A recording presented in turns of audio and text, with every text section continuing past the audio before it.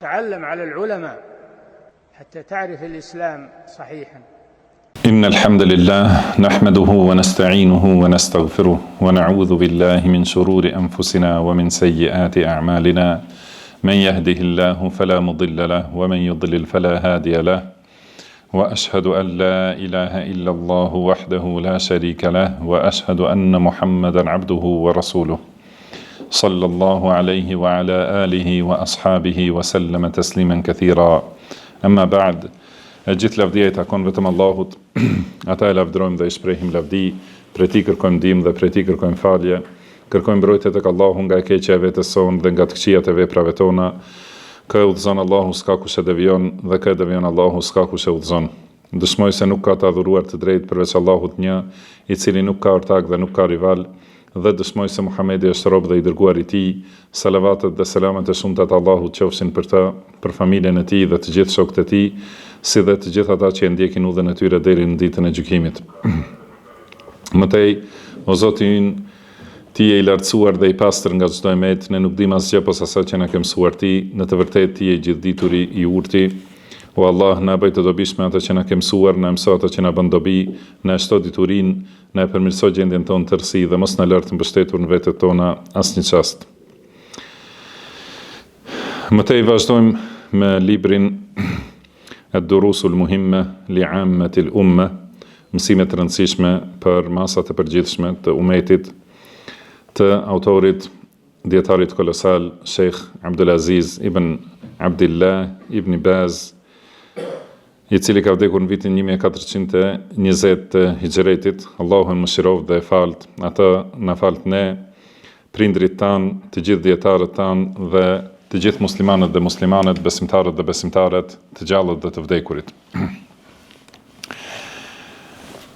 Jemi edhe më tutjen në lidhje me sqarimin e shirkut dhe llojeve të shirkut, dhe në fjalën e radhës thot autori rahimahullah, amma an-naw'u ath-thalith, do thot sa I përket llojit të tretë të shirkut. Thot wa huwa ash-shirku al-khafi, do të thënë ai është shirku I fshehtë. Fadaliluhu qawlu an-nabi sallallahu alaihi wasallam, argument për të është fjala e pejgamberit sallallahu alaihi wasallam, ala ukhbirukum bima huwa akhwafu alaykum indi min al-masih ad-dajjal. A doni t'ju tregoj për atë që është më e frikshme tek unë për ju, se sa Dajjalli. Qalu bela ja Rasulallah, than, na tregoj I dërguari I Allahut, tha ash-shirku al-khafi, do të thënë është më I frikshëm, pra shirku I fshehtë.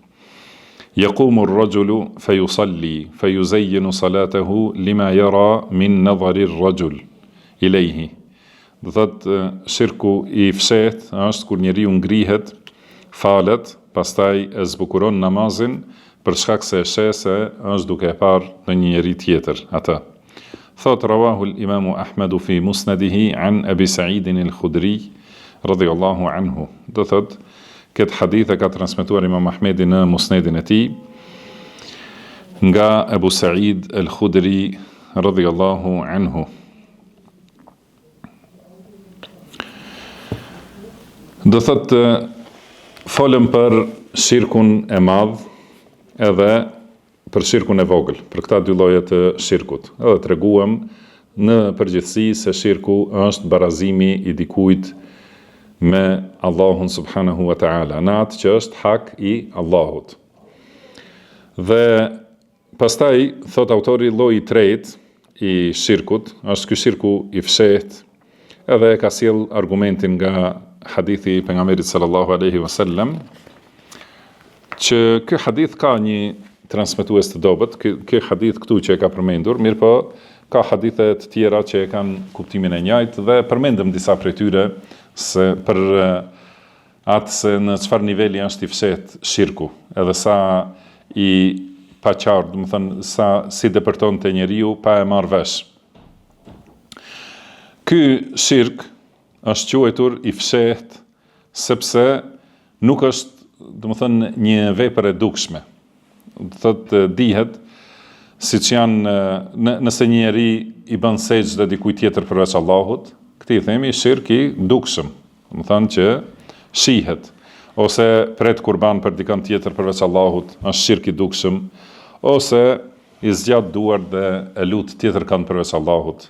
Do të thënë qoftë me vepra që duket ose me fjalë, mund thotë më ndihmo o filan, edhe më jep fëmijë o filan e kështu me radhë, do thotë duke ju lutur me fjalë të dukshme. Do të thënë që dëgjohen prej njerëzve. Ky quhet shirk i dukshëm. Kurse shirku i fshehtë është kur vepra duket sikur është për Allahun, por në brendësi ka diçka që është për dikant tjetër përveç Allahut. Si për shembull, kur është duke u falur njeriu, siç është përmendur në këtë hadith, kur njeriu është duke u falur dhe e ka këtë namazin për tjetër kënd përveç Allahut. Do të thënë vepra e dukshme është adhurim ndaj Allahut, kurse ajo që është në fshehtësi, në brendësi, është shirk.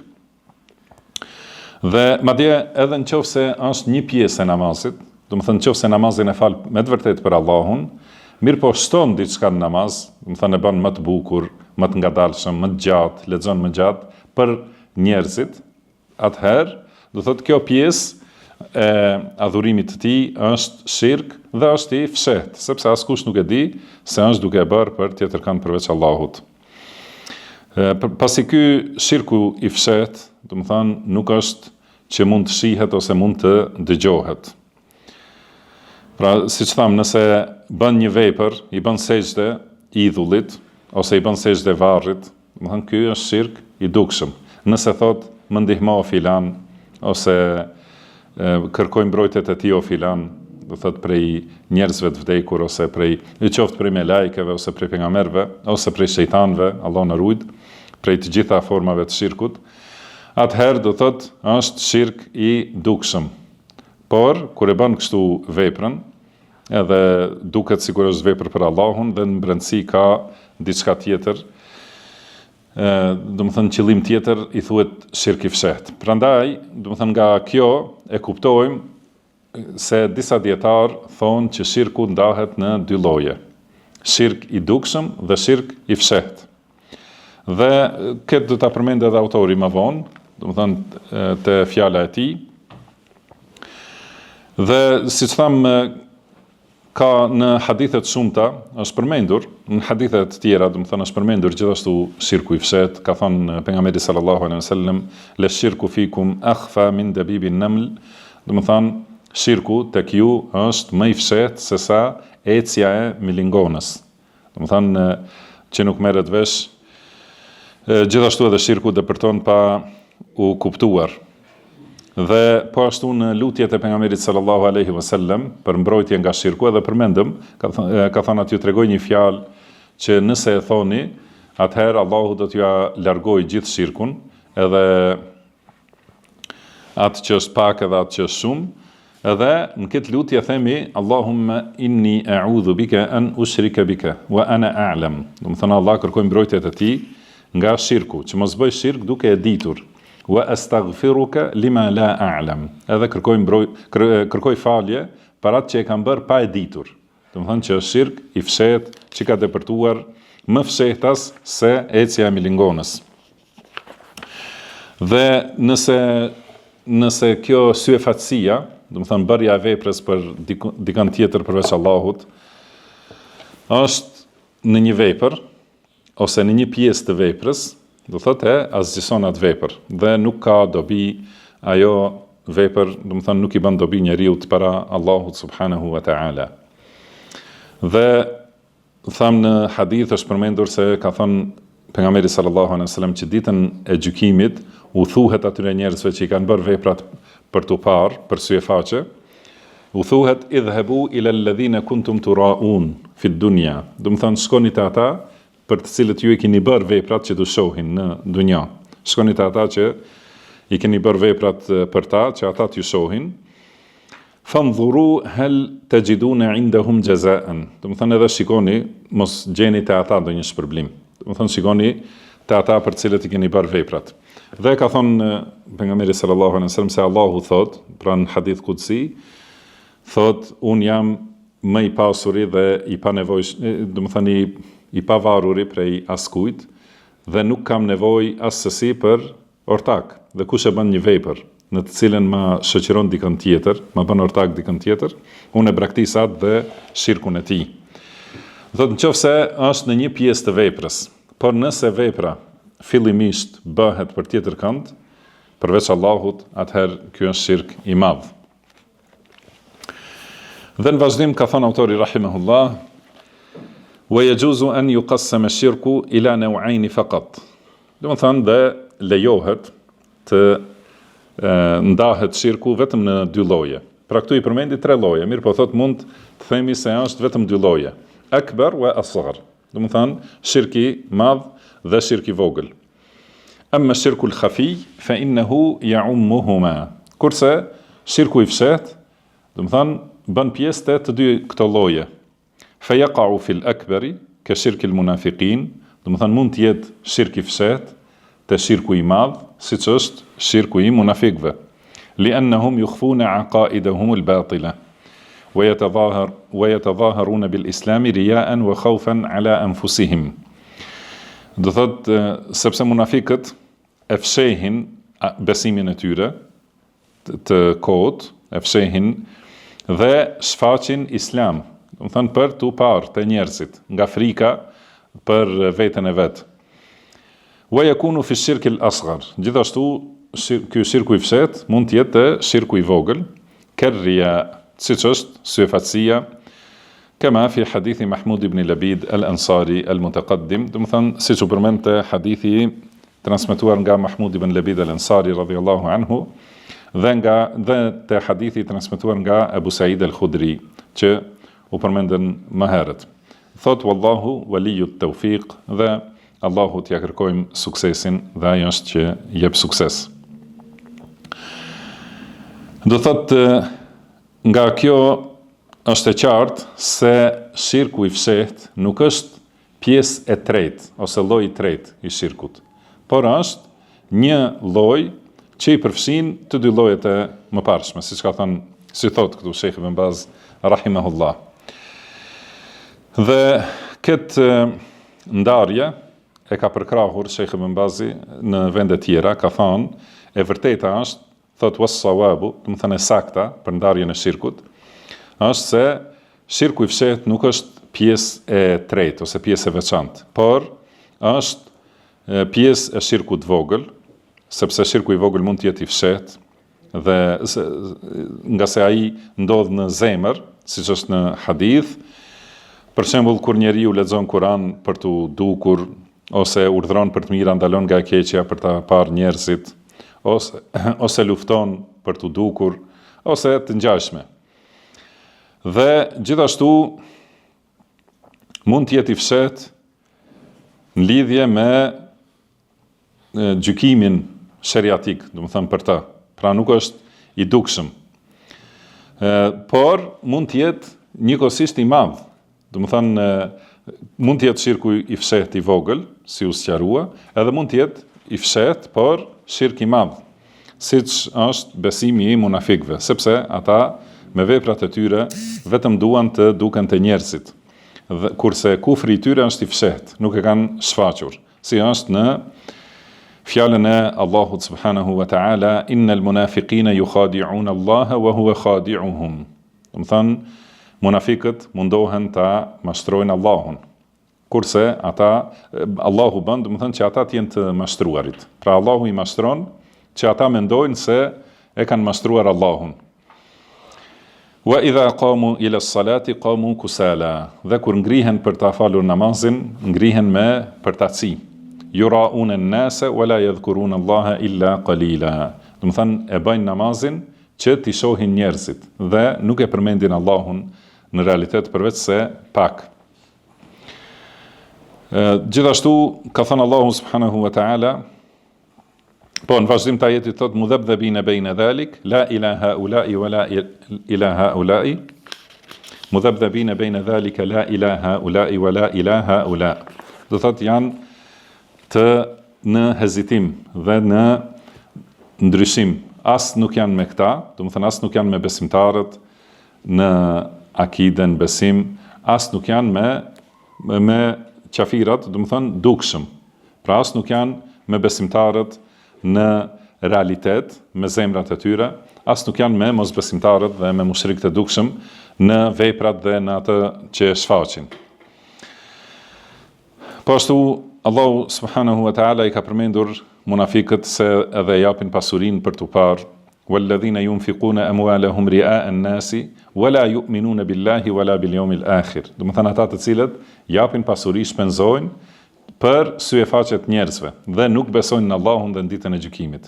Do të thënë ky është shirk i madh, do thotë që nuk kanë besim në Allahun, mirë po është i fshehtë. Prandaj shirku, pra edhe shirku i madh ndahet në dy pjesë. Tham shirk i dukshëm, siç është lutja e të vdekurve, ose kërkimi i ndihmës prej tyre, ose thërrja e qurbanëve për ta, ose bërja e zotimeve për ta. Ky është shirk i madh i dukshëm. Dhe shirk i madh i fshehtë është syfatësia e plot. Do të thonë që bazën e fesë e ka për njerëzit dhe nuk e ka për Allahun subhanahu wa ta'ala. Do të thonë në të dy këto raste, kjo është shirk i madh dhe e nxjerr njeriun prej feje. Mirë po në rastin e dytë është i fshehtë, nuk është i dukshëm. Edhe i vjen te muslimanët ky njeri, edhe shfaqet si musliman, edhe i përfiton beneficionet, do të thonë si musliman. Pra në këtë mënyrë do thotë në këtë aspekt është e fshehtë. Pra si ka thënë Allahu subhanahu wa taala, idha ja'aka al-munafiquna qalu nashhadu innaka la rasulullah. Pra kur vin munafiqët thonë dëshmojmë se ti je i dërguari i Allahut. Pra kjo që e shfaqin është iman. Wallahu ya'lamu innaka la rasuluhu, edhe Allahu e di që ti je i dërguari i tij. Wallahu yashhadu innal munafiqina lakadhibun. Allahu dëshmon se munafiqët janë gënjeshtar. Do të thonë që në zemër nuk e kanë këtë besim. Si përfundim, do të thonë që të sqarohet shkurtimisht, duhet ta kuptojmë se shirku ndahet në disa aspekte. Do të thonë varësisht se çfarë aspekt për cilin aspekt flasim. Nëse flasim për aspektet e ndarjes së tauhidit, tham tauhidi është edhe besimin Allahun përfshin veçimin Allahut në zotrim, veçimin Allahut me emrat dhe cilësitë e tij dhe veçimin Allahut me adhurim. Prandaj kur të flasim për të kundërtën, do thotë mund të themi se shirku është në tri lloje. Shirk ose barazim i dikujt me Allahun në zotrim, duke e bërë zot tjetër kanë përveç Allahut. Ky është shirk në rububie. Ose shirk duke e barazuar dikant me Allahun në emrat dhe cilësitë e tij. Edhe këtë i themi shirk në emrat dhe cilësitë, në esma o sifat. Dhe shirk në adhurim, që është duke e barazuar dikant tjetër me Allahun në adhurim, duke adhuru tjetër kanë përveç Allahut subhanahu wa ta'ala. Nëse e marrim në aspekt të madhësisë, pra themi ka shirk të madh, i cili është shirk që e nxjerr njeriu prej islamit, edhe shirk të vogël, që është shirku që është prej mëkateve më të mëdha, ose mëkati më i madh, që nuk e nxjerr njeriu nga islami, por është rrugë për në shirkun e madh. Dhe në aspekt të dukshmërisë, themi ka shirk të dukshëm, pra të gjitha llojet. Të tri llojet mund të jetë i madh ose i vogël. Të tri llojet dhe të i madhi edhe i vogël mund të jetë i dukshëm dhe i fshehtë.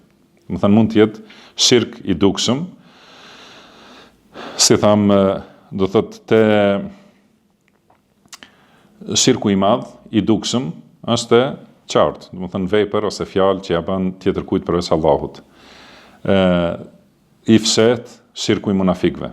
Shirku i vogël i dukshëm është si shirku i fjalëve. Do të thënë nëse thotë si do Allahu dhe ti, ose si do Allahu dhe filani, ose mos ishte Allahu dhe filani. Këto janë fjalë të cilat janë shirk i vogël i dukshëm. Edhe shirku i vogël që është i fshehtë është shirku, do të thënë në dëshirën për t'u pa të njerëzit, megjithse veprën fillimisht e bën për Allahun subhanahu wa ta'ala. Dhe kjo gjitha ky sqarim i dietarëve edhe gjithë kjo ndarje kështu me radhë, që bazohet në argumente të drejtë për drejta nga Kurani dhe Suneti i pejgamberit sallallahu alaihi wasallam, është që t'i tregoj njeriu besimtarit se sa i rëndësishëm është, domethënë sa e rëndësishme është kjo temë, edhe sa është e rëndësishme që besimtari t'i mësoj dhe t'i di këto rrugë, sepse këto janë rrugë të shejtanit. Edhe nëse nuk i di, atëherë shumë lehtë mund të bjerë në to. Për këtë shkak, pejgamberi sallallahu alaihi wasallam ka thënë: "Ayyuhan nas, ittaqu hadha ash-shirk." Domethënë, o njerëz, ruhuni prej këtij shirku, sepse fa innahu akhfa min dabibin naml. Domethënë se ai është më i fshehtë se ecja e milingonës. Domethënë sikur milingona që mund të hipe në rroba, edhe mund të hyjë brenda, mund të hyjë, domethënë vesh, ose pa e marrë vesh, njeriu hyn në trupin e njeriu. Në këtë mënyrë hyn edhe shirku pa e kuptuar njeriu. Për këtë shkak duhet, domethënë shumë të jeti kujdesshëm, ta mësoj dhe t'i friksohet Allahut subhanahu wa taala dhe të kërkojë mbrojtje tek ai. Për këtë shkak, domethënë duhet ta di njeriu se cilat janë çështjet më të rëndësishme me të cilat duhet të angazhohet. Mos e angazhoj veten me gjëra që e largojnë prej qëllimit kryesor. Domethënë duhet ta di njeriu, edhe shumica e din në teori, nëse i pyetni pse na ka krijuar Allahu, shumë prej njerëzve e din, edhe thonë na ka krijuar që ta adhurojmë ata. Jo të gjithë njerëzit, por shumë e din se Allahu na ka krijuar që ta adhurojmë. Por që ta adhurojmë, domethënë ta veçojmë me adhurim. Se nëse adhurojmë Allahun edhe dikën tjetër, Allahu na ruaj, atëherë ky nuk është adhurim ndaj Allahut subhanahu wa taala. Dhe duhet njerëzit të angazhohen me këtë çështje, jo me domethënë ta lënë këtë dhe angazhohen me çështje të tjera. Pastaj, duke luftuar për çështje të tjera, bien në shirk pa e marrë vesh.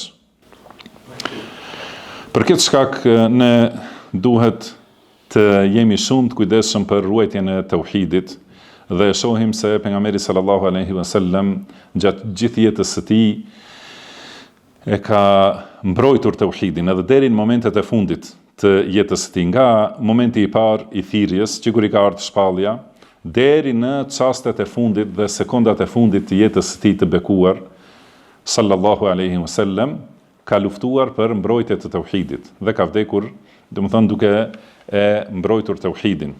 Edhe pra në momentet e fundit ka paralajmëruar kundër bërjes së varreve në xhami ose xhamive mbi varre.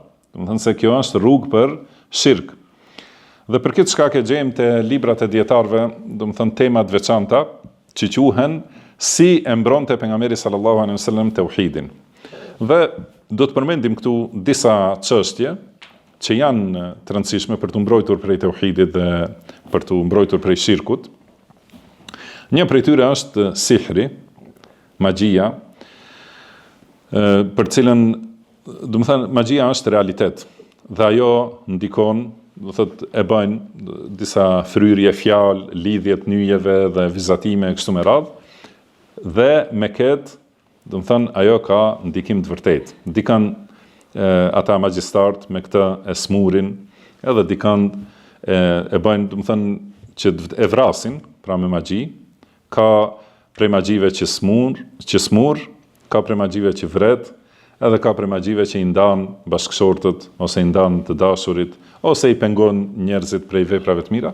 Por, të gjitha këto nuk mund të dëmtojnë, përveç se atë që ka lejuar Allahu me kader, që të ndodh. Vetëm atë që lejon Allahu në kader që të ndodh, ajo ndodh, pa marrë parasysh sa mundohen njerëzit. Por, bërja e magjisë është prej mëkateve më të rënda, dhe është kufër, është dalje prej islamit. Për këtë shkak, thot, ka folë pejgamberi sallallahu alaihi wasallam shumë kundër kësaj çështje, edhe njerëzit kur janë larguar nga dituria e islamit, domethënë kanë pa dobësi edhe tolerancë në aspektin e magjisë, edhe përdorin fjalë. Më kanë përmendur se domethënë disa me keqardhje të madhe, se nuk më kujtohet tash, por nuk është më rëndësi emri, disa prej xhallarëve kur flasin thonë nuk kam skop magjik. do thotë që të ndihmoj ose të e kështu me radhë. Këto janë fjalë, do thotë, të tmerrshme, që janë fjalë të shirkut. Dhe kur flitet nga ai që është thirrës për në tauhid, që duhet të jetë, domethënë thirrës për mësimin e tauhidit, dhe nga vendi i mimberit, nga mimberi, domethënë ose nga mihrabi, e thotë, domethënë se të kisha pas shkop magjik do të kisha bërë kështu me radhë. Këto janë fjalë që e dobësojnë njeriu në akiden e tij. Edhe për këtë shkak, domethënë ka depërtuar shumë prind me fëmijët e tyre, i thonë, domethënë u japin të shohin filma kështu ose filma vizatimor në të cilat ka magji, lëvdohet magjia, edhe kur është diçka e bukur thonë magjike, domethënë shumë e mirë, shumë si magji, e kështu me radhë. Kurse pejgamberi sallallahu alaihi wasallam ka thënë ijtanibu as-sab'a al-mubiqat, domethënë ruhuni prej 7 mëkateve shkatërruese. Kam thënë cilat janë ato o i dërguari i Allahut, ka thënë ash-shirku billah, domethënë mëkati shkatërrues, shkatrimtar i pari më i madh është shirku.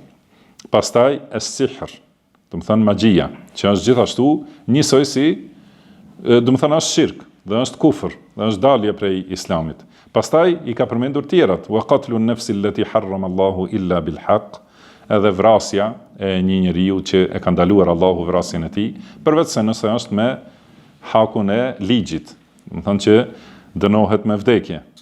Wa aklu riba, edhe ngrënia e kamatës, wa aklu malil yatim, ngrënia e pasurisë së jetimit, wa tawalli yawm az-zahf, edhe ikja nga betejë në luftë, wa qadhfu al-muhsanati al-ghafilat, edhe akuza me shpifje kundër, domethënë me shpifje për zina, kundër grave të ndershme dhe të pafajshme. Do thotë këto janë 7 mëkatet më të rënda, më të mëdha. Edhe prandaj nuk është çudi njerëzit që nuk janë angazhuar me mësimin e diturisë, që mundohen të gjejnë 1 milion justifikime për atë që bën shpifje për zina. Domethënë nuk është nga gjitha këto vërehet diçka, sepse ne çka gjendet brenda në zemër nuk e dim, atë di vetëm Allahu subhanahu wa taala. Mirë po ka thonë pejgamberi sallallahu alaihi wasallam, do t'i njihni ata nga lëvizjet e gjuhës. Domethënë ajo që nxjerr gjuha, edhe atë që del, domethënë nga veprat, tregon se çka ka brenda në zemër. Domethënë kur i shohim këto veprime, do thotë që nuk ka xhelozi për tauhid, pa marrë parasysh, edhe nëse e thot një fjalë të vërtetë, njeriu që i mohon cilësitë e Allahut, edhe mohimi i cilësive të Allahut është kufër. Kemi shpjeguar edhe për këtë. Edhe thot një fjalë e cila përmban shirk, edhe ishe, domethënë njeriu që e bën një prej 7 mëkateve më të mëdha, edhe mundohet 1 milion justifikime të gjej për atë, edhe t'i sulmojë njerëzit që sqarojnë të vërtetën me ajete dhe hadithe, atëherë shihet se në zemrat e tyre nuk ka wala dhe bara për Allahun. Domethënë kjo është hallka më e fuqishme e fjalës la ilaha illallah. Edhe kjo është hallka më e fuqishme e imanit dhe tauhidit. Ka thënë pejgamberi sallallahu alaihi wasallam, hallka më e fuqishme e imanit është të duash për hir të Allahut dhe të urresh për hir të Allahut. Edhe të miqësosh për hir të Allahut dhe të armiqësosh për hir të Allahut. Dhe të japësh për hir të Allahut dhe të pengosh për hir të Allahut, jo për diçka tjetër. Njeriu kur domethënë ky është i liku më i fortë ose hallka më e fortë që e mban gjithë imanin. Domethënë nëse hapet kjo, do thotë ato hallka tjera shumë lehtë hiqen. Edhe prandaj ishe njerëzit që do thotë kur treguam te kushti i dashurisë si fjalës la ilaha illallah, që është dashuria e plotë ndaj Allahut. Pastaj vjen dashuria e asaj që e do Allahu. Domethënë qofshin ata njerëz, ose vepra, ose vende e kështu me radhë, ose fjalë dhe besime, ato që i do Allahu, domethënë ato i do njeriu i cili e do Allahun me të vërtetë. Dhe i urren ato që i urren Allahu subhanahu wa taala. Domethënë edhe si ka mundësi të gjendet dashuri në zemrën e robit për Allahun, edhe të jetë wala, domethënë miqësia për Allahun dhe me Allahun, edhe t'i doj dhe t'i miqësoj dhe t'i promovoj njerëzit që i bëjnë njërin prej 7 mëkateve më të mëdha, ose njerëz që flasin me fjalë të shirkut, e kështu me radhë. Domethënë kjo tregon se ka dobësi në tauhid. Pastaj pjesë e magjisë gjithashtu është edhe ose pjesë e ndalimit të magjisë është gjithashtu edhe falli. Edhe shkuarja te fallxori, ka thënë pejgamberi sallallahu alaihi wasallam, kush shkon te fallxori dhe i beson asaj që thot ai e ka mohuar atë që i ka zbritur pejgamberit sallallahu alaihi wasallam. Do të thënë e ka mohuar Kur'anin. Kurse ai që shkon te fallxori dhe vetëm i dëgjon fjalët e tij, nuk i pranohet namazi 40 ditë. Ka thënë pejgamberi sallallahu alaihi wasallam, lejse minna, do të thënë nuk është prej nesh, nuk është musliman, do të thënë në këtë hadith lejse minna është për qëllim që nuk është musliman, ka dalë prej islamit, men tatayyara au tutayyira lahu, do të thënë ai që bën fall, themi, ose bën, do të thënë këtë fallin e tatayyur, do të thënë shkurtimisht, nëse bën një veprim që ta shoh shenjën, a duhet të vazhdoj në një punë ose nuk duhet të vazhdoj. Kjo i thuhet tatay. Ai që bën ose ai për të cilin bëhet, do të thënë nuk janë prej nesh. Au takahana au tukuhina lahu.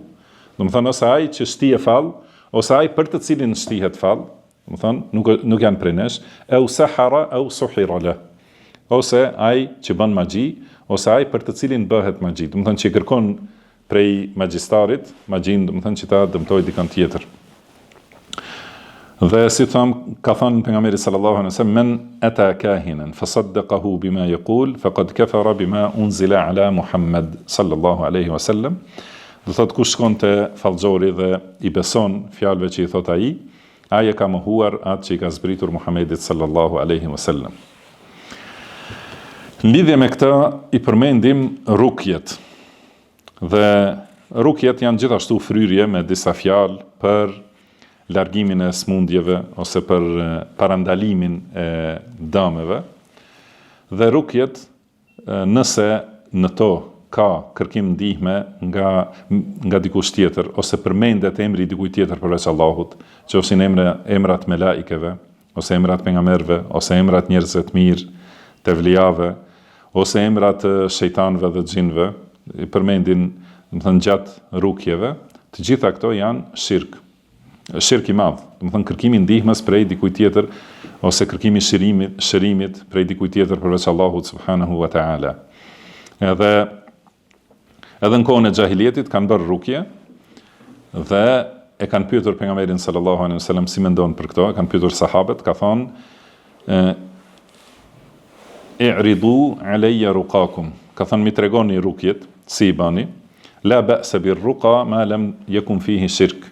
Do të thënë nuk ka problem për rukje, përderisa në to nuk ka shirk.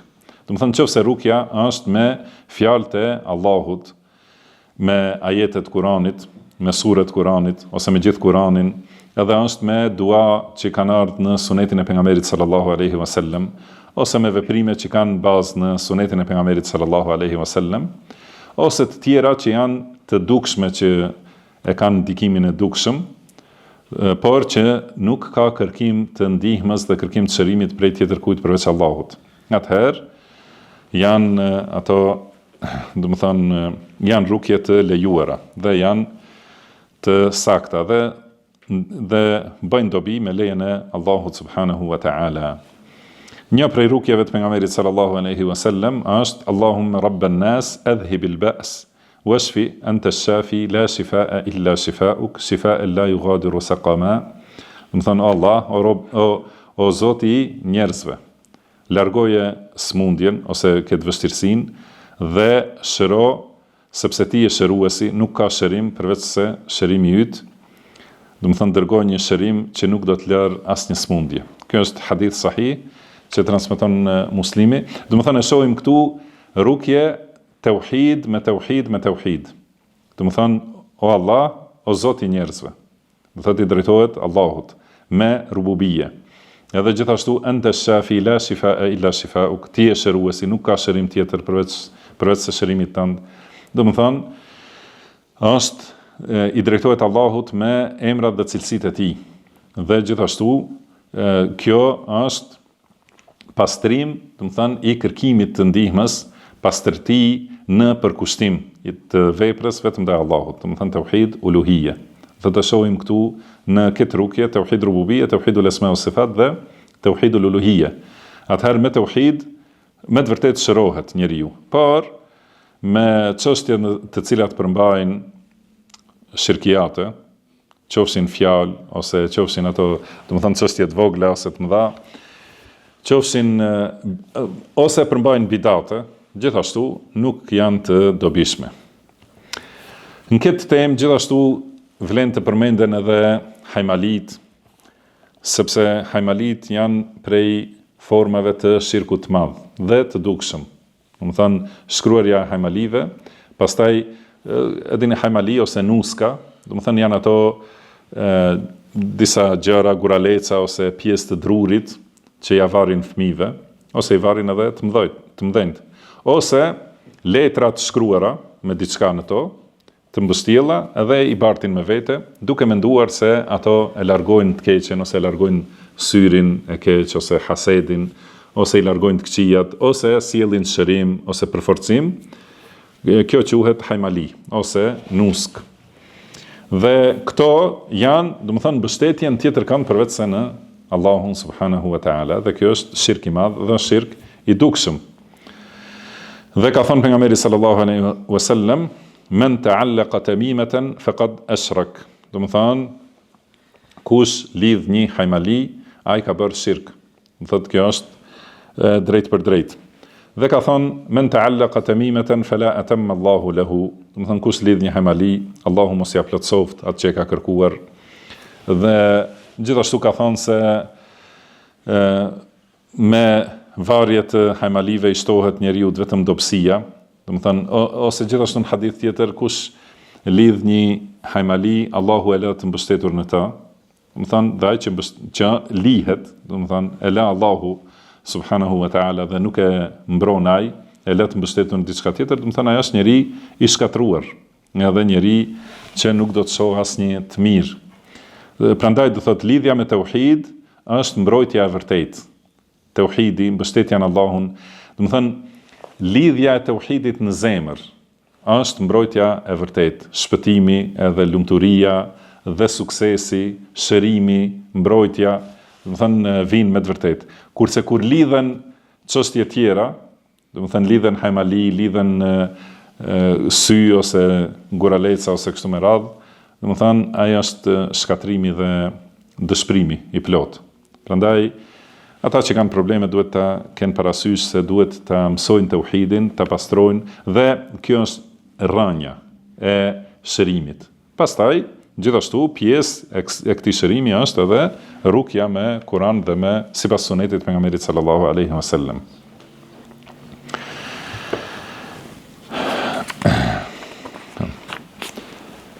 Gjithashtu prej rrugëve të rrezikshme të shirkut është teprimi në njerëz të mirë.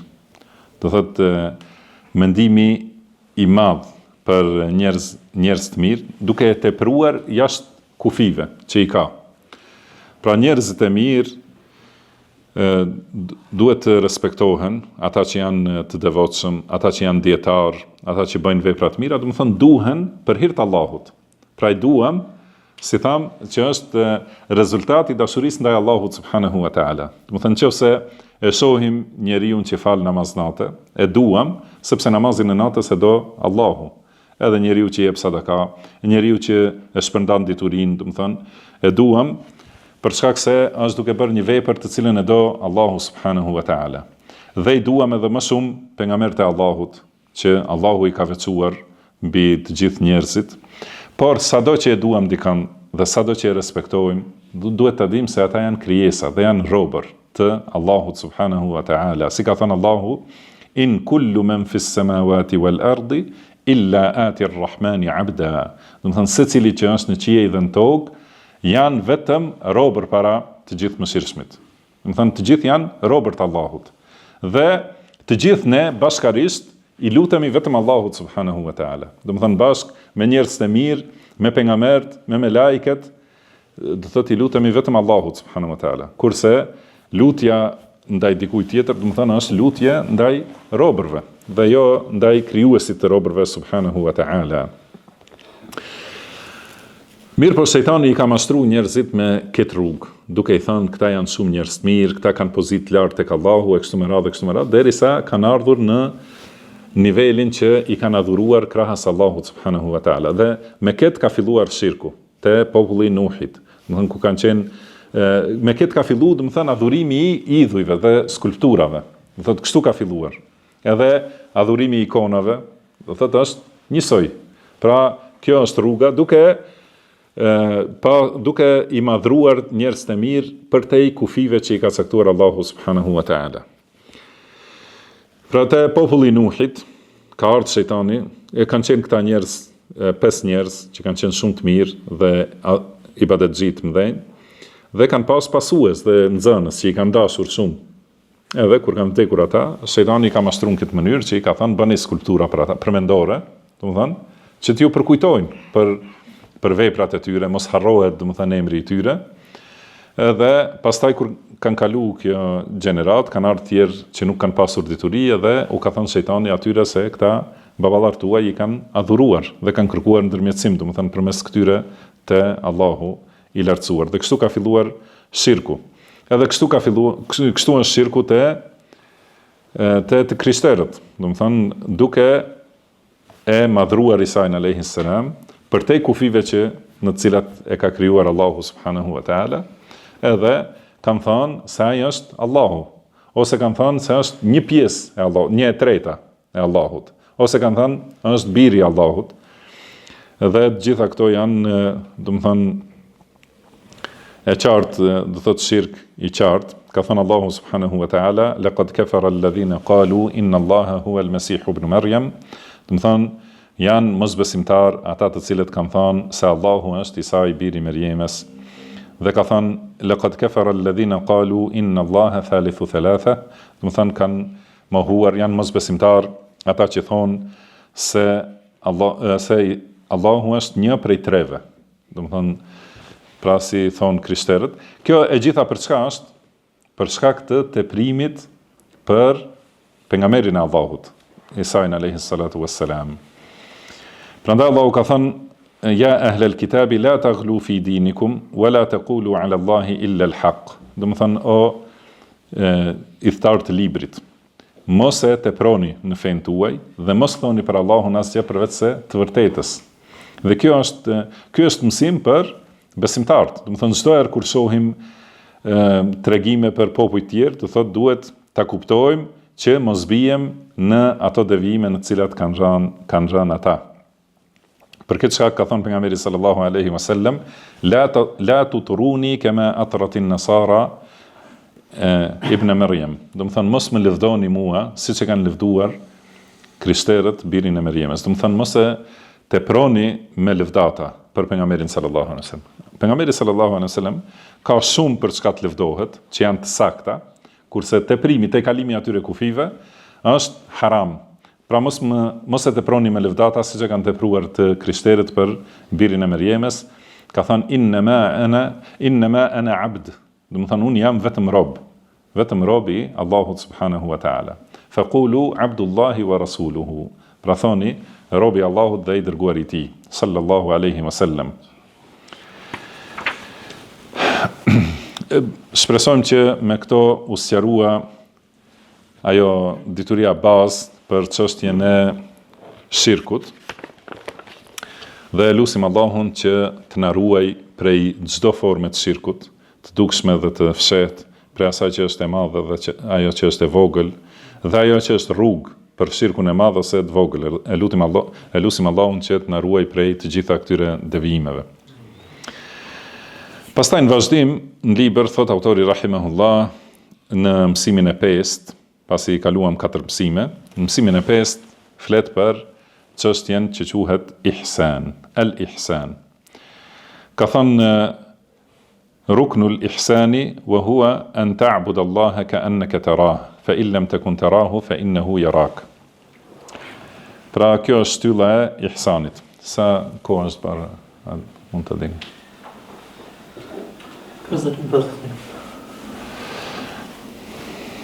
Edhe pak të vazhdojmë. Po, deri këtu u sqaruan shtyllat e islamit dhe u sqaruan shtyllat e imanit. Dhe tani shtylla e ihsanit, që është një shtyllë. Nga kjo e kuptojmë se feja jon ka 3 shkallë ose 3 gradë që quhen islam, edhe iman dhe ihsan. Do të shkalla islam që është shkalla e parë dhe në të hyjet në fillim kur hyn njeriu në fenë islame. Dhe ajo është shkalla më e gjerë ku ka më shumë njerëz. Pastaj ajo fillon me vepra të dukshme dhe pastaj njeriu vazhdon duke përforcuar imanin derisa të arrijë në shkallën e, domethënë vazhdon ta përforcojë besimin derisa arrin në shkallën që quhet iman, që është shkallë më e lartë dhe është më e ngushtë. Pastaj me përforcimin dhe përsosjen e imanit, atëherë arrin në gradën që quhet ihsan, dhe ajo është grada më e lartë e fesë dhe grada më e ngushtë gjithashtu. Këto 3 gradë janë sqaruar në hadithin e Xhibrilit alayhi salatu wassalam, kur ka ardhur Xhibrili alayhi salam te pejgamberi sallallahu alaihi wasallam dhe e ka pyetur, ka thënë akhbirni anil islam, më trego ç'është islam. Ka thënë el islamu an tashhada an la ilaha illa Allah wa anna Muhammadar Rasulullah wa tuqima as-salah wa tu'ti az-zakah wa tasuma Ramadan wa tahujja al-bayta in istata'ta ilayhi sabila. Pra Islami është të dëshmosh se nuk ka të adhuruar të drejtë përveç Allahut dhe se Muhamedi është i dërguari i Allahut. Ta falësh namazin, ta japësh zakatin, ta agjërosh Ramazanin dhe të bësh haxh, vizitë, domethënë në shtëpinë e Allahut në Kabe, nëse ke mundësi për të udhëtuar tek ajo. Ka thonë akhbirni anil iman, më trego ç'është iman. Ka thonë an tu'mina billahi wa malaikatihi wa kutubihi wa rusulihi wal yawmil akhir wa tu'mina bil qadari khayrihi wa sharrihi. Do të thonë besosh në Allahun, në melajket e tij, në librat e tij, të dërguarit e tij, në ditën e gjykimit dhe të besosh në paracaktimin e Allahut për çdo të mirë dhe të keqe. I ka thonë fa akhbirni anil ihsan. Më trego ç'është ihsan. Ka thonë an ta'budallaha ka'annaka tarah fa in lam takun tarahu fa innahu yarak. Do të thonë të adhurosh Allahun sikur ti je duke e parë atë. Edhe nëse ti nuk e sheh, atëherë dije se ai të sheh ty. Do thotë këto pyetje i ka bërë ky njeri, do të thonë që nuk e ka njohur sahabët. Pastaj ka thënë pejgamberi sallallahu alaihi wasallam fa innahu Jibril atakum yuallimukum dinakum. Do të thonë ky ishte Xhibrili që erdhi t'ju mësoj fenë. Që do të thonë se feja përbëhet nga këto 3 nivele.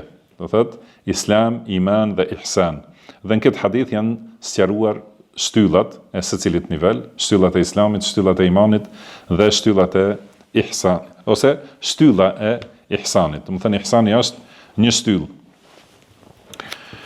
Pra këtu kjo grad nuk arrihet ndryshe përveç se duke i bërë veprat e dukshme dhe duke vepruar sipas islamit, sepse nuk ka mundësi njeriu të jetë në gradën e ihsanit pa e kaluar ose pa e përmbushur gradën e islamit dhe të imanit. Dhe do të thonë duhet njeriu të besojë ashtu si ka shpallur Allahu subhanahu wa ta'ala dhe t'i bëj veprat ashtu si ka urdhëruar Allahu dhe si i ka bërë pejgamberi sallallahu alaihi wasallam, duke e përforcuar imanin me vepra dhe me dituri, dhe atëherë arrin në këtë grad më të lartë. Fjala ihsan e dini që më shumë t'i e përkthejmë bamirësi, por është për qëllim, do të thënë në aspektin gjuhësor, në gjuhën arabe do thotë përsosje e një vepre. Do të thënë si ka thënë pejgamberi sallallahu alaihi wasallam, wa idha qataltum fa ahsinu al-qitla. Do të thënë kur të vrisni ose kur të therrni, gjithashtu wa idha dhabhtum fa ahsinu adh-dhibha. Do të thënë kur ta therrni kafshën, therrini në mënyrën më të mirë, më të përsosur. Do të thënë që është më e lehtë për kafshën, edhe që është më e shpejtë e kështu me radhë. Do të thënë përsos ihsan, do thotë përsosja e një vepre ose një pune. Dhe kur thuhet ihsan lidhe me fen, do të thonë është përsosja e fesë te njeriu. Dhe kjo është në këtë nivel, do të thonë që njeriu e adhuron Allahun sikur t'jetë duke e parë me sy. Do të thënë, e sheh me sytë e zemrës së tij, në atë mënyrë që e ka parasysh që Allahu është duke e parë, edhe do të thënë është në gjendje në të cilën është sikur duke e parë Allahun subhanahu wa taala. Dhe kur është njeriu në këtë gjendje, kuptohet se si është adhurimi i tij, do të jetë adhurim me frikë, me respekt, me përulësi, me dashuri të plotë.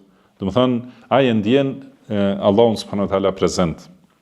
Do thotë, dhe nuk e adhuron Allahun sikur të jetë i largët ose sikur të jetë, do të thënë, i munguar. Është përmendur fjala ihsan në Kur'an në shumë aspekte, në shumë kuptime, do të thënë, një prej tyre është, si tham, përsosja e fesë, ka thënë Allahu: "Wa man ahsanu dinan mimman aslama wajhahu lillahi wa huwa muhsin." Do të thënë, kush e ka fenë më të mirë se ai që ja ka dorëzuar fytyrën e tij Allahut dhe është muhsin. Do të thënë, është e adhuron Allahun me ihsan, me adhurimin më të bukur. Do të thënë, me bukuri të plot dhe përsosmëri në adhurim. Wattaba'a millata Ibrahima hanifa, dhe e ndjek fen e pastër të Ibrahimit. Ihsani ka vlerë të madhe, sepse e fiton, do të thënë, me këtë njeriu e fiton dashurinë e Allahut, se Allahu ka thënë: "Inna Allaha yuhibbul muhsinin." Do të thënë, Allahu i do ata që janë në ihsan, që janë bamirës. Do të thënë, pra ihsan është e kundërta e fjalës isaa. Do thotë, ose muhsin, njeri muhsin, është e kundërta e fjalës musi.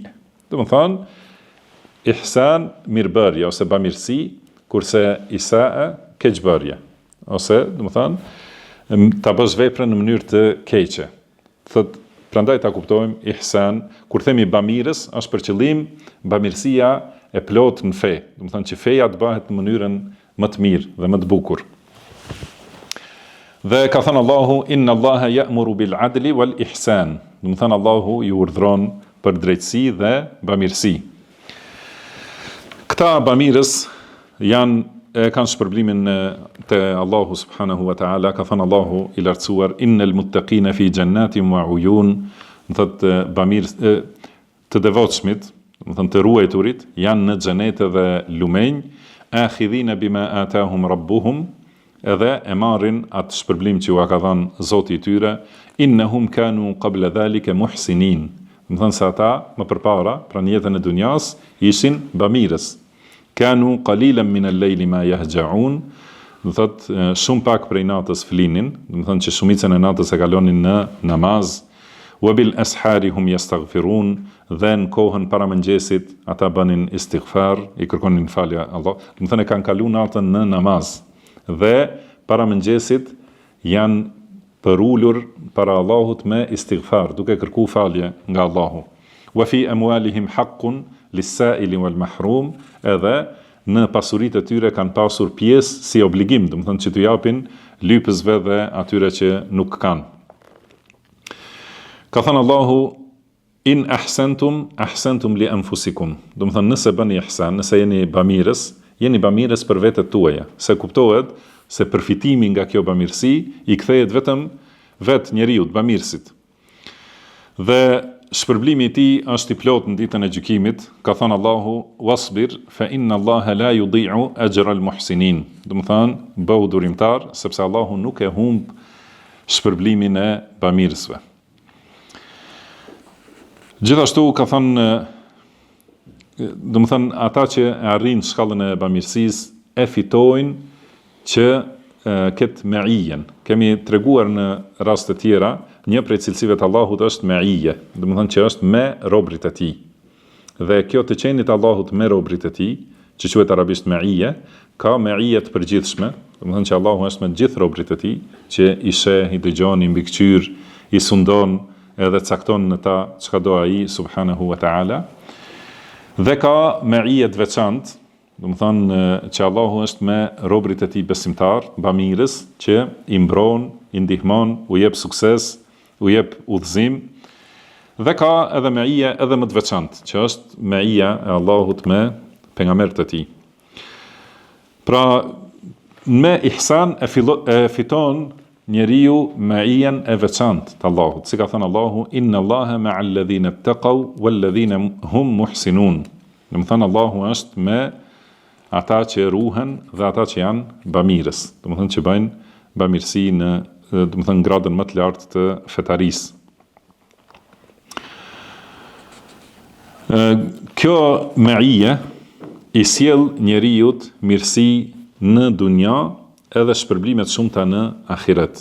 Pra ka thënë Allahu i lartësuar, wa qila lil ladhina ittaqaw madha anzala rabbukum, pra u thuhet atyre që ruhen, që janë të devotshëm, çka ka shpallur Zoti juaj ose çka ka zbritur Zoti juaj? Qalu khayra. Ata thonë të mira, do të thënë ka zbritur mirësi.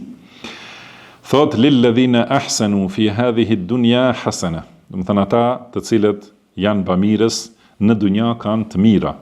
Wala darul akhirati khairun wala ni'ma darul muttaqin. Dhe vendbanimi i ahiretit është më i mirë dhe ai është vendbanimi shumë i bukur i të devotshmëve. Do thotë, pra ata që janë muhsinin, që janë bamirës, ju vinë të mirat në dunja, që Allahu i mbron edhe në trupat e tyre, edhe në mendjet e tyre, edhe në pasuritë e tyre, edhe u mbron, u ruan fejnë e tyre, dhe i ruan nga devijimi. Do të thënë, ky është rezultati i bukur i këtij niveli të adhurimit. Dhe i shtohen dhuntit e shumta, se ka thënë Allahu subhanahu wa taala, wa ataakum min kulli ma sa'altumuh. Do të thënë Allahu ju ka dhënë nga të gjitha ato që ju keni kërkuar. Wa in ta'uddu ni'matallahi la tuhsuha, dhe nëse mundoheni të numëroni dhuntit e Allahut, nuk arrini të numëroni ato. Dhe bamirësit janë të mbrojtur prej xhehenemit. Ka thënë Allahu subhanahu wa ta'ala, innal ladhina sabaqat lahum minna al-husna ulaika anha mub'adun. Do të thënë ata që ne u kemi caktuar bamirësi, do thotë ata janë të larguar prej xhehenemit. Do të thënë janë shumë larg dhe ka thënë në jetë la yasma'una hasisaha, do të thënë nuk e dëgjojnë zhurmën e xhehenemit. Do të thënë janë të larguar dhe të mbrojtur. Dhe ka thënë Jusufi alayhis salam, do të thënë për këto bamirësi që ja jep Allahu, se bamirësit më të mëdhenj kuptohet janë pejgamberët e Allahut, dhe bamirësi e bën të mirën dhe Allahu i sjell pastaj dhunti dhe ai është mirënjohës ndaj Allahut subhanahu wa taala, dhe gjithmonë e di se kjo është nga bamirësia e Allahut ndaj tij. Se ka thënë Jusufi alayhis salam, qad ahsana bi idh akhrajani min as-sijni wa jaa bikum min al-badwi min ba'di an nazagha ash-shaytanu bayni wa bayna ikhwati. Do të thënë Allahu më ka bërë mirë, Allahu më ka dhënë bamirësi kur më nxori nga burgu dhe ju solli ju nga vendet e largëta, do të thënë pasi që shejtani pa të futur grindje mes meje dhe vëllezërve të mi. Inna rabbi latiful lima yasha, innahu huwal alimul hakim. Do të thënë Allahu është i gjithdijshëm dhe i butë për ato që do ai, dhe ai është i gjithdijshmi dhe i urti. Për këtë shkak, kur njeriu e kujton bamirësinë e Allahut ndaj tij, atëherë kjo duhet të jetë nxitje për të, që të jetë bamirës në fe, në adhurimin ndaj Allahut, edhe të jetë bamirës ndaj krijesave gjithashtu. Si ka thënë Allahu, do të thënë për besimtarët, si kanë thënë Qarunit, wa ahsin kama ahsana Allahu ilejk. Do të thënë bëj mirë, bëhu bamirës, siç të ka bërë mirë Allahu ty. Do të thënë ti ka dhënë këto mirësi. Dhe kjo bamirësia nuk fitohet ndryshe përveç se me ndjekjen e Kuranit dhe Sunetit pejgamberit sallallahu alaihi wasallam, dhe ndjekjen e rrugës së sahabeve. Dhe për këtë shkak, do të thënë ndjekjen e rrugës së tyre Allahu e ka akuzuar me ihsan. Ka thënë was-sabiquna al-awwaluna min al-muhajirin wal-ansar walladhin, do të thënë pararendësit e parë, parakaluesit që kanë vrapuar për qafimin e Islamit në fillim prej muhaxhirëve dhe ansarëve, walladhina ittaba'uhum bi ihsan, dhe ata të cilët i kanë ndjekur këta me ihsan. radiyallahu anhum wa radu anhu. Do të thënë Allahu është i kënaqur me ta dhe ata janë të kënaqur me Allahun. Do të thënë nëse kanë ihsan, atëherë Allahu është i kënaqur me ta. Dhe në shumë ajete thuhet wallahu yuhibbul muhsinin, inna Allaha yuhibbul muhsinin. Do të thënë Allahu i do bamirësit. Allahu i do bamirësit. Dhe mëshira Allahut është afër bamirësve. Ka thënë inna rahmetallahi qaribun minal muhsinin. Do të thënë mëshira Allahut është afër bamirësve. Dhe si thënë bamirësit më të mëdhenj janë pejgamberët e Allahut. Për këtë shkak Allahu i ka përmendur edhe i ka bërë që emri i tyre të mbetet përgjithmonë dhe të jenë të dashur të njerëzit më të mirë. Ka thënë për Nuhin alayhis salam, selamun ala Nuhin fil alamin, inna kadhalika najzil muhsinin. Do të thënë paqja qoftë për Nuhin të gjitha gjeneratët, do të thënë të gjithë njerëzit. Gjithmonë Nuhin alayhis salam e përmendin njerëzit me selam për të. E përmendin besimtarët, do të thënë. Inna kadhalika najzil muhsinin. Do të thënë këtë mënyrë u shpërblejm bamirësve.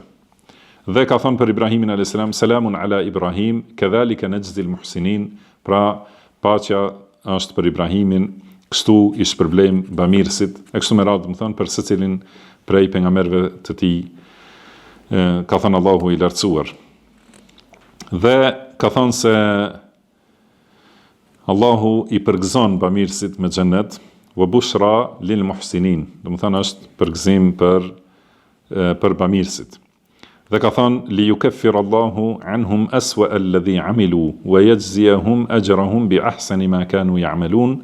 Do të thënë Allahu u ashlyen mëkat ato të këqijat që i kanë bërë dhe i shpërblen u jep shpërblimin e tyre të plot me më të mirat që i kanë vepruar, do të thënë me ihsanin që i kanë vepruar.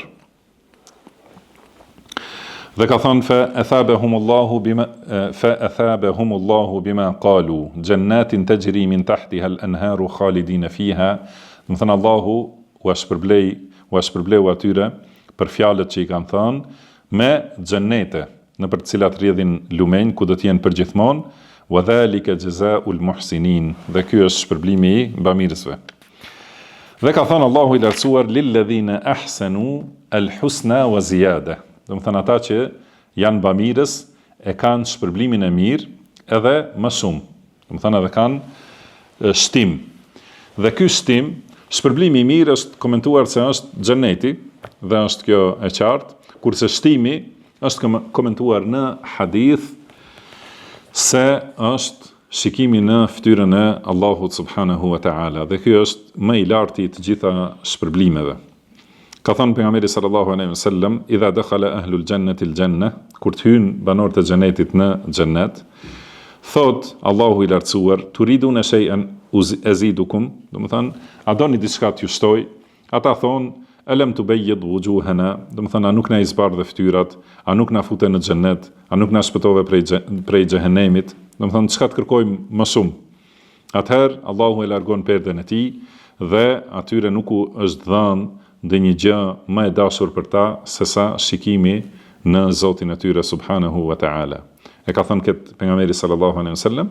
Pastaj me një herë ka lexuar ajetin lil ladhina ahsanu al husna wa ziyada. Do të thënë ata që bëjnë mirë, ata kanë shpërblimin e mirë dhe shtim edhe më shumë. Do të thënë që është shikimi në fytyrën e Allahut subhanahu wa ta'ala. Elusim Allahun e gjithëmëshirshëm me emrat e tij të bukur dhe cilësitë e tij të larta që na e përmirësoj fenë, e cila është çështja jonë kryesore, të na bëj prej bamirësve, të na ndihmoj që ta falenderojmë, ta përmendim dhe në mënyrën më të mirë me bamirësi ta adhurojmë atë subhanahu wa ta'ala. Wallahu a'lam, wa sallallahu wa sallama ala abdihi wa rasulihi nabiyina Muhammad. Subhanaka Allahumma wa bihamdika ashhadu an la ilaha illa anta astaghfiruka wa atubu ilaik wa akhiru da'wana anil hamdulillahi rabbil alamin.